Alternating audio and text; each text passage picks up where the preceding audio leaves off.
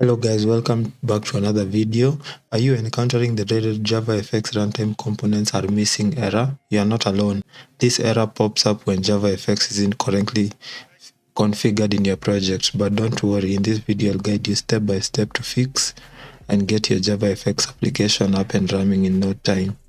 Okay, let's dive in. Okay, so this error is usually occurs when you're using this Maven to manage your dependencies. As you can see here, we already have added JavaFX and the plugins. So these, see, dependencies, you have added JavaFX. So this, when you run it, it is supposed to run, but for some reason it doesn't. This is because if you run it through here, you are not invoking the dependencies because one, if you go to project structure and the libraries, we have added JavaFX, but it is not being selected. So what we are going to do, and the easiest way to fix this, is running it through the terminal.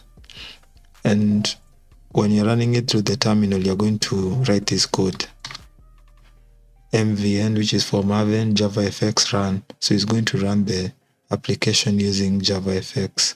So this is one of the solutions, and I find that it usually helps a number of people. So when you run, it's going to go through all the dependencies and just run the application.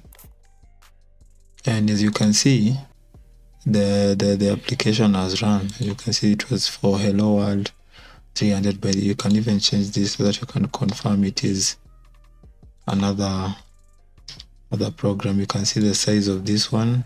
Close it. Just run it again, and there you go. JavaFX is running hello world. So if this helped you, comment, and if you are not helped, just comment down below and I'll be sure to find a way to help you. Thank you. And if you want to know how to install JavaFX correctly, here's a link to that video. Perfect.